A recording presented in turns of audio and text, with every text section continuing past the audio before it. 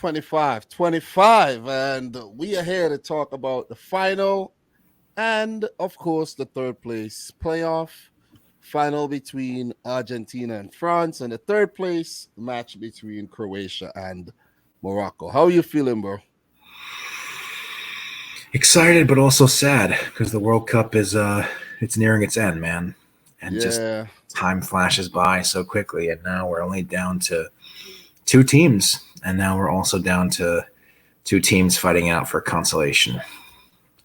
yeah. I'm a bit under the weather, though. I can't lie. My little boy Liam here, fast asleep. He has, a cold, and I think I caught it. I can't help it. You know what I mean? I'm taking care of him, and I caught the cold. But he didn't take too long to go to sleep. What was that? What was that joke you had at the before we came on? What was that joke you had? Well, I was saying this is an example of great parenting, ladies and gentlemen, because Dom, in order to help young Liam fall asleep, he has him watch Spain play on loop 24/7 That's night. a good. That is a good joke, man. You know what I'm saying? A little tiki taka. You know what I'm saying? But bro, we got a big game to talk about here. Argentina, France, and to be honest, I think this is 50-50, and it's one of the best possible finals that we could have hoped for, where we have Lionel Messi's Argentina coming up against Kylian Mbappe's France and the defending champions as well, versus hopefuls Argentina, who wants to win something for Messi to basically complete his career. So just to talk about Messi briefly, bro, if he wins the World Cup, do you think he retires? It's a great question. I he said that this would be his last World Cup, which was a little bit specific. He didn't say that he was done with the national team. So some people interpreted that the other day as him saying like, "Oh, maybe he'll stick around for another Copa America." But I have a hunch that he'll retire because he'll have won everything by that point, and this is the Yeah. last hurdle that he has not yet cleared. I mean, I think I certainly would if I was in his shoes. I think what he does, if he wins the World Cup, then he has like a testimonial game in Buenos Aires, and then he could actually retire from the national team. But he will complete everything. He'll win Champions League, the league, Club World Cup, the World Cup, Ballon d'Ors, best player of the tournament. He surely wins the best player of the tournament if he goes on to win this. But we'll get to that topic. Kylian Mbappe, if he wins the World Cup, that will be two for him. And there's a few other players that I will mention as well. I'll get to that, but that'll be crazy that Mbappe at 23 years old would have two World Cup titles. That's nuts. And you talk about all the comparisons between him and Pele before. This will be another one add to that comparison. 23 years old, part of a team that wins back-to-back trophies, which has not happened since Pele's Brazil in the early 60s. I mean, and given how much talent France produces the last 20 years, how far they've gone in World Cups, I mean, who's to say it'll stop at two? Yeah, and also big shout outs to the Italian team of 1934 and 1938 as well, because there's probably a few players in there that were really young that actually won back-to-back World Cups that we don't know of or we're not even mentioning. So shout outs to that great team as well. You know what I mean? Deserves a shout indeed. But look, the golden ball, the golden boot. It will and it could be decided in this game. Yep. Messi has 5, Mbappe has 5. We have Julian Alvarez and Giroud with 4 each, I think, right? Yep. And Messi does lead the golden ball race with 3 assists and 5 goals. Kylian Mbappe does have 5 goals and 2 assists, which, he almost had an assist for the Colomwani goal, but that was a deflection. But who do you think would actually go on? Do you think the winner of the World Cup would actually decide who wins these awards? It's tough to say because the best candidates to go on to win these awards happen to be those that represent the final teams, which in previous World Cups, that's not been the case. A lot of the Yeah, time you've had Golden Ball and Golden Boot winners, teams that went out in the semifinals. And I think even in 2014, you have James Rodriguez. He went out with Colombia in the quarterfinals. He won Golden Boot. I think it's going to play a massive role. Certainly, I think for Golden Boot, of course, because just the raw tally of goals, finding the back of the net. Golden Ball, it's possible that you could see a sort of like a split in the awards. Let's say if France wins the World Cup, and Mbappe gets Golden Boot, but say Messi gets Golden Ball. Or you could have one player that basically gets a trifecta, player that wins Golden Ball and Golden Boot, and their team wins the World Cup. It's crazy. I don't think yeah. that's been the case in the modern era. And the thing too with if Mbappe scores, he will then. Well, it's tricky because no, if Mbappe scores, he should win the Golden Boot and the Golden Ball if Messi does not score or assist because he has like more goals and the goal should weigh a bit more than the assists. If you get what I'm saying, Mm-hmm. how At the would they very how would they decide that if Messi has 5 goals, 3 assists, Mbappe 6 goals, 2 assists? Would he win the Golden Ball? yeah. The assists are only a tiebreaker if in the event that the number of goals are even. So in that case, the example you gave, Mbappe would win Golden Boot. He would It's win everything, possible. basically. They might give the Golden Ball to Messi. You never know. I mean, it depends how they assess his performance the whole tournament as well as in the final. It's Yeah, possible yeah. that they split the awards, but I mean, there's a good chance that somebody walks away with all of it.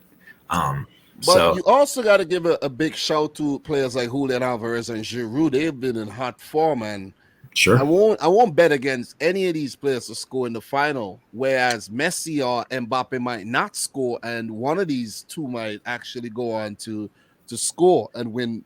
So there's a likelihood that we could see one of those winning the Golden Boot, and Messi or Mbappe winning the ball. yeah, I think Alvarez and Giroud, their chances of winning the ball are slim to none. But Golden Boot, certainly, yeah. I But mean, for Alvarez, though, when you think about it, big up to him. He's my Man City player and all. We only paid about 18 million pounds for the kid, and he was doing big things for River Plate, right? And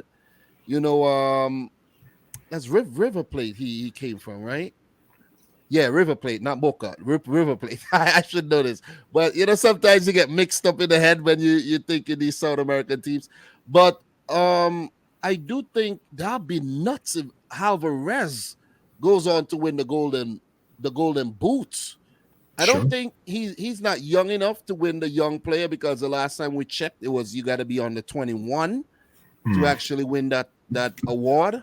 So if we really go into that award, it could actually be Chouameni or Enzo Fernandez. I think Enzo is 21, I Enzo. think. How old is Enzo?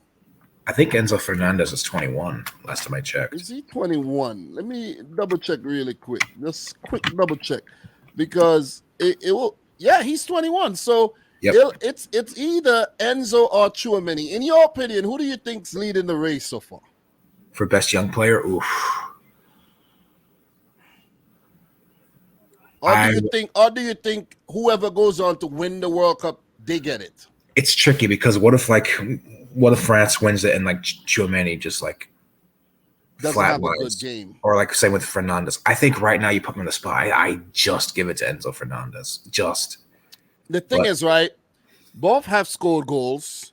Both have basically given away penalties. Didn't Enzo give away a penalty? hmm, I think he did.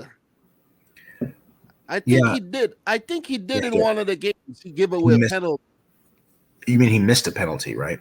No, I think he did give away. Didn't he give away a penalty? Well, it wasn't against Australia. It wasn't against the Netherlands. It wasn't against Croatia. I don't think anyone's been awarded a PK so far against Argentina. Are you I sure?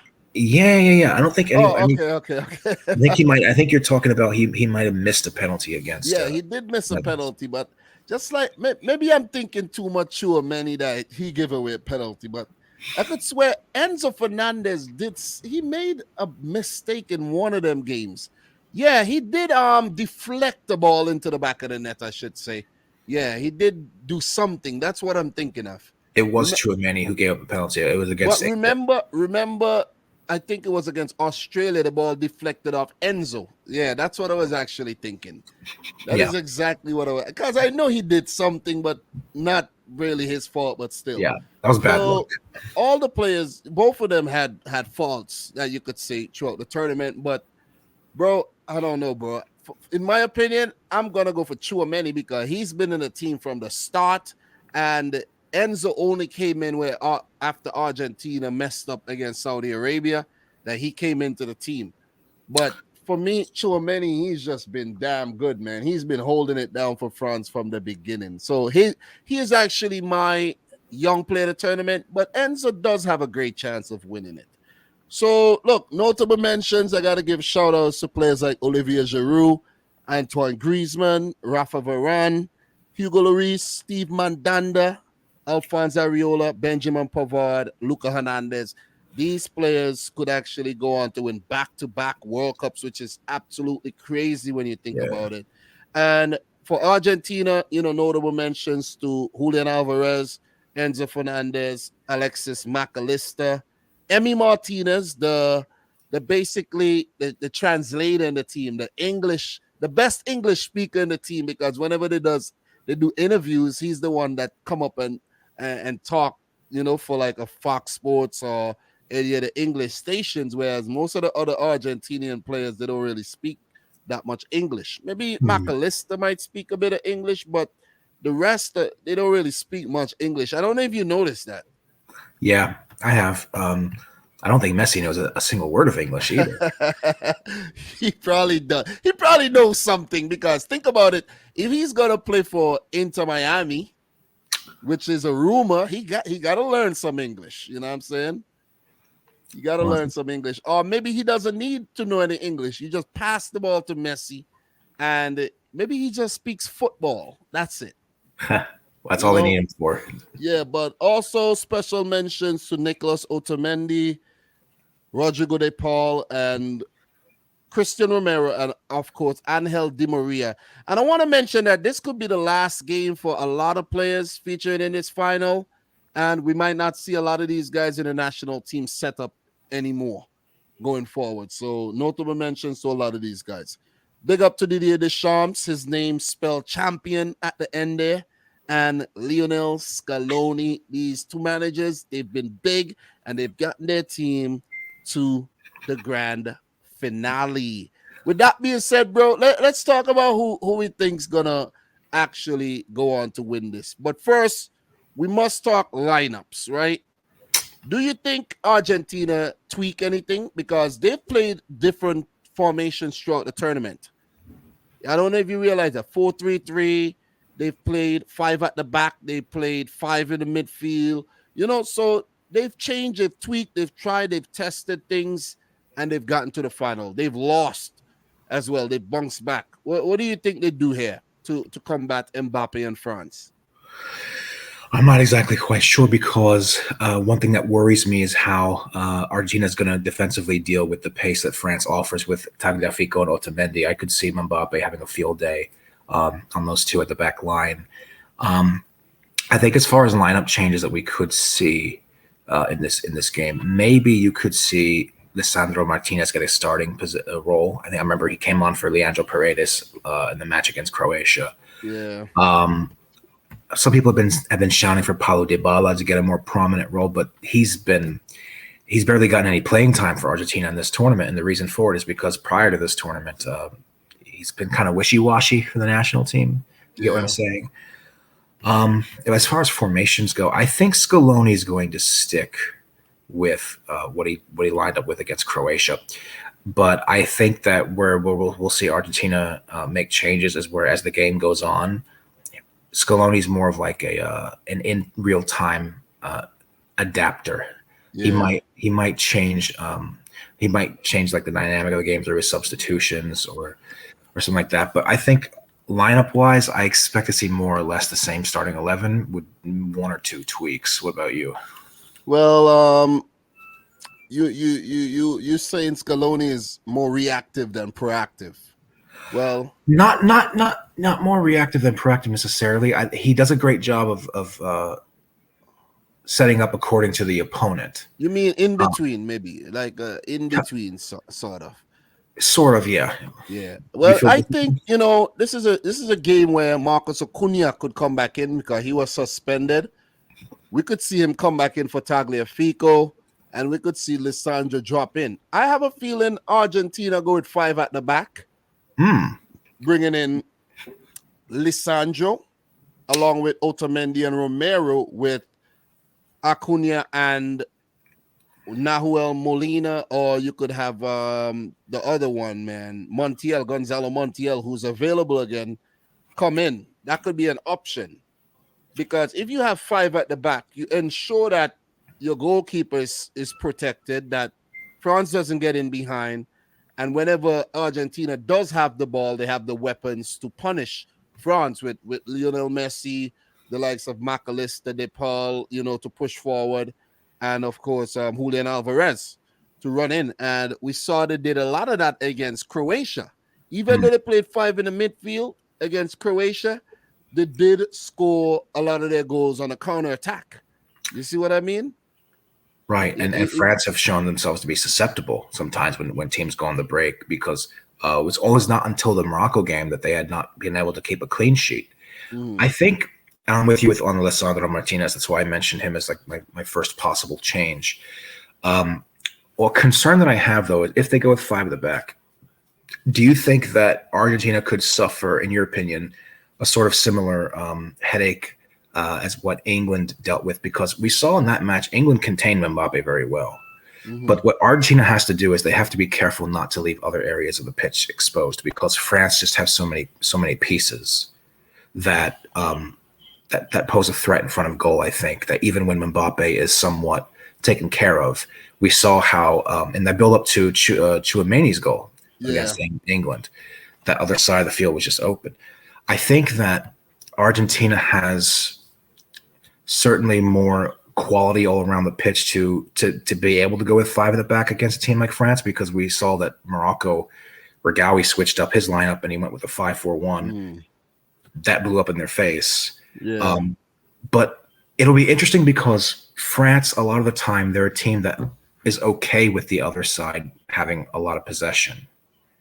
So We I might think, see, we might see a situation where both teams like don't want to overcommit. yeah, Both teams might go in defensively, kind of. You know what I mean? Because you make a mistake, you're gonna get punished. And I think Argentina goes more defensive because that's the way they set up against the Netherlands, and it worked until the big boys came on in the back end of the game. France do not have these kind of threats, but they do have Giroud that they could get the ball into the box early and everything, and he's a threat in the air. So, in terms of France, do you see them making any changes? well, pulling up the lineup they had here against Morocco. Mm-hmm. Well, they haven't really changed too much. You know what I mean? A 4-2-3-1 formation throughout the tournament. Fofana coming in for Rabiot, Konate coming in for Upamecano. That's been it. And I think Konate, he should hold on his place. Yeah, Fofana, I don't know. I have a feeling Rabiot comes back in. And have you heard that Karim Benzema is yep. fit again and could join the team? But see, that's very interesting because like that Oh has the man. making, that has the making to like Disrupt. disrupt, but also like make life significantly easier Exactly. for But I France. don't think he walks right back into the team. But what I would like to see happen, I would like Deschamps to say, okay, because I do think France have one more slot, right? They didn't, I think they have one more slot after a few players dropped out, or did they call up an extra player? Because remember that time when they didn't call up the player that they needed to replace? Hmm. They may have called in, maybe Koulibaly did come in. I think. I mean, I think they had one But more the fact reserve. that Luka Hernandez dropped out, it leaves room for Karim Benzema. I don't know, but I'm just saying. But Yeah, what if Benzema gets called back into the team? Deschamps said, "You know what? This is your last chance. I preferably could go on without you, but you know what? Come into the squad, sit on the bench. If I need you, I'll call on you. If we're in a position where you can come on and possibly get a winner's medal for the parents, come through. If we need you, like we need a goal or two to get back in the game, I come through." But he's not going to start. I would love to see that though. I don't think he's going to start. Um, Obviously not. yeah, You no, know, I he's don't not think he's match going to. ready. He's not match fit. He's going to be like an ace up Deschamps' sleeves in case France find themselves in like a desperate situation. He can give them like a go ahead goal out of nowhere. I Well, think. that's nuts. I think for I think for it's a little bit of a lose. It's a little bit of a lose here for Deschamps because if France, let's say Benzema doesn't come on the pitch at all, and France loses this game, there's going to be some narrative that like, oh, you should have brought him on. You should have brought him on. And then if he does bring him on, whether it's in a starting position, which it Exactly. won't be, or if it comes on like as a substitute, second half, Mm. 70th minute, and he doesn't score, or even worse, he misses like a sitter or something. It's Or gonna be penalty, yeah, in the shootout or something. it's gonna be like, oh, you brought him on and it disrupted the play. So it's I know. But look, man, we talk lineups. France, they do have the task of dealing with Messi. If they team up too much on Messi, then it leaves Alvarez open. It leaves someone else open, McAllister to run into space. For Argentina, it's the same. You go too hard on Mbappe, you leave Griezmann, Giroud, Ousmane Dembele, all these guys free. So it's a tricky game to analyze and to predict, and it's weird because then you might want to negate Griezmann. The man that you might actually have to pay attention to might be Griezmann and not Mbappe. You see what yes. I'm saying? But what if you pay too much attention to Griezmann and then leave Mbappe open? You can't. That's the thing. Like every area of the pitch, Argentina has to put in a master class because France, like we said the other day, they just have too many pieces to hurt you. And the thing with Griezmann, I actually do think the biggest concern this match for Argentina is not Mbappe, it is Griezmann, because Griezmann has been the orchestrator Yeah. in the midfield for a lot of these games for France, and he he's only found the back of the net, I believe, once in this tournament so far. But No, he has not even found the back of the net because well, remember the goal was chalked off. yeah, you're right in the group stages. Yeah. But I mean, I think he's been their most important player this World Cup. I mean, his work rate. He's everywhere. He's blocking channels when he needs to. He's creating opportunities up front for his teammates. I think he's going to be he's going to be really hard to deal with, man. My concern is that if France is able to limit Messi in any way, they might choke the life out of anything going forward for Argentina. Yes. So the big thing is, right, managers, coaches, they have to get it right. They got to get their lineups, tactics spot on. They got to be adaptable in games to change things if things are going the wrong way.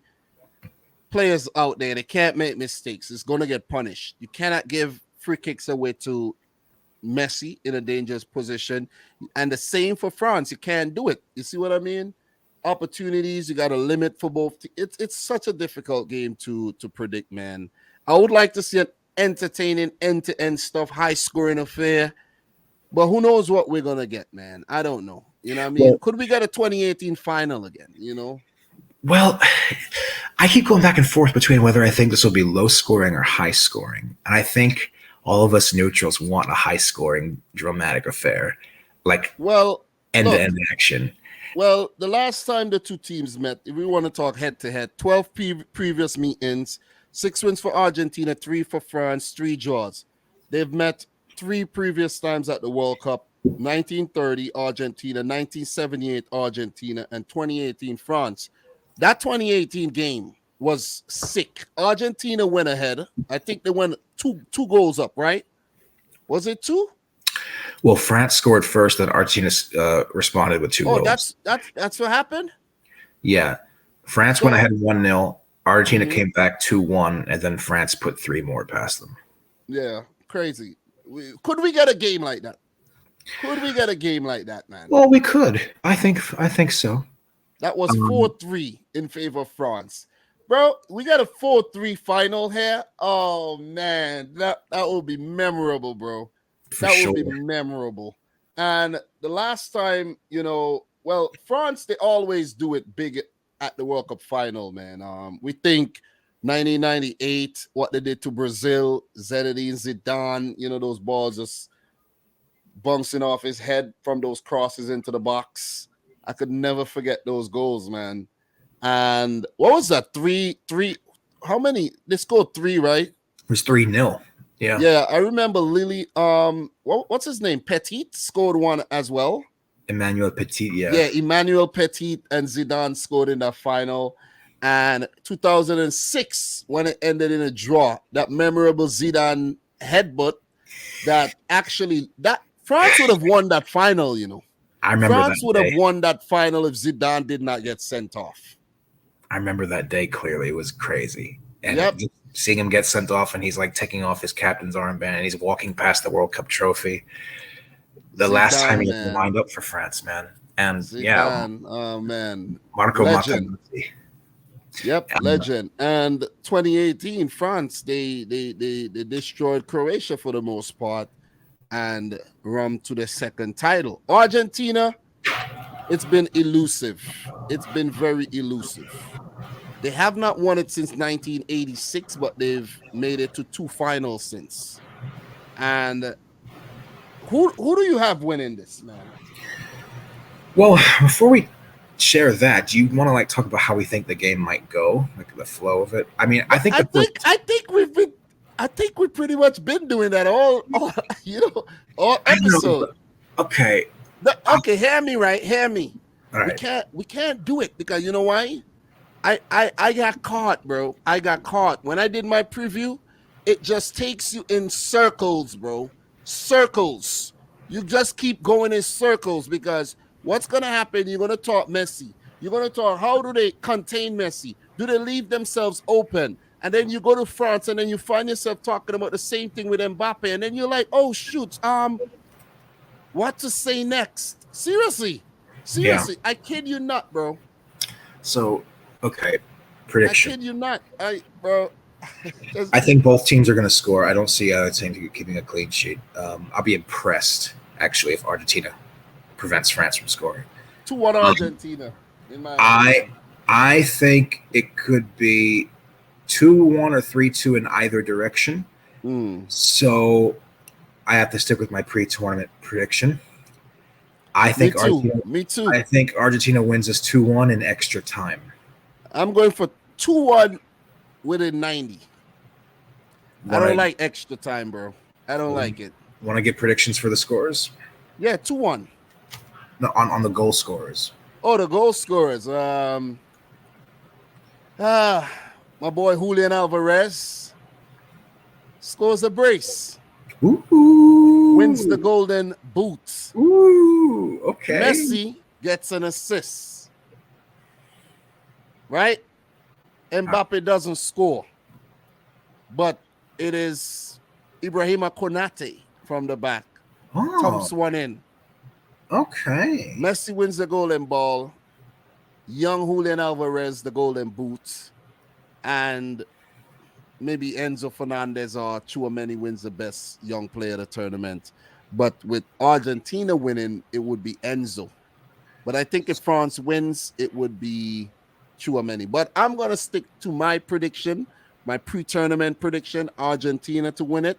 Same. Messi to bow out in glory, and it could be his last game at competitive match, as I mentioned.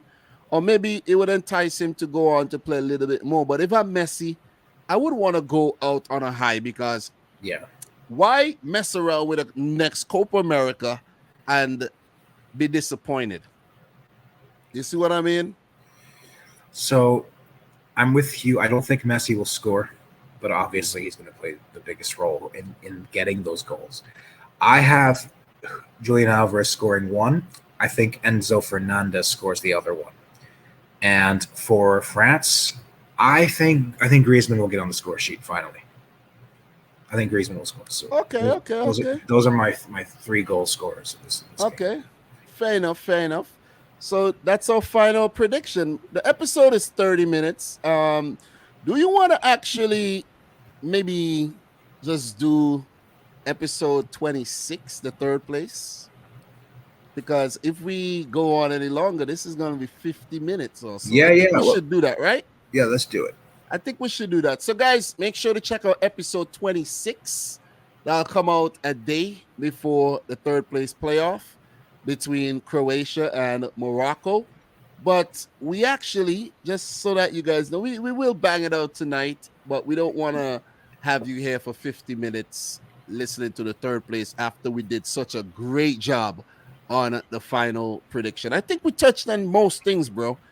I I think think we did. We couldn't have done a better job. You know what I'm saying? So give it up to Argentina, the fans, the French fans, the both teams. They entertained us throughout the tournament. They both did well. One will walk away with gold, the other with silver. But just so they know, they're both champions in our eyes because it takes a lot to get to the final of the World Cup, man. it's very Seriously. difficult. Yep. So, Football Pharaoh, I think we touched on anything else. Do you think there's anything else that we need to talk about? I just want to say one of these two teams is going to add a third star above their crest. It can only be one of them, and one of them will go ahead of the other in the all-time World Cup record and become the fourth most successful nation in World Cup history. It'll either be France making history back to back, or Argentina will win their first since 1986 and possibly send Messi off into the sunset. So either way, I think this is a great final, Dom, because I think these are the two best teams in the world, honestly. So it's a final that is worthy of a World Cup final. Europe versus South America. Once again. So, guys, episode 25, your boy Dominic Rich, Football Pharaoh. You could follow him on Twitter at Soccer Pharaoh, not Football Pharaoh, but Soccer Pharaoh, where he's quite active. Check out his channel by clicking the link in the description box down below. You could do the same for me. And from two of the most enthusiastic international football analysts you could find on this planet, I like to say thanks for watching another one. Peace out and cheers. I only got water today, though. You know what I'm saying? Definitely.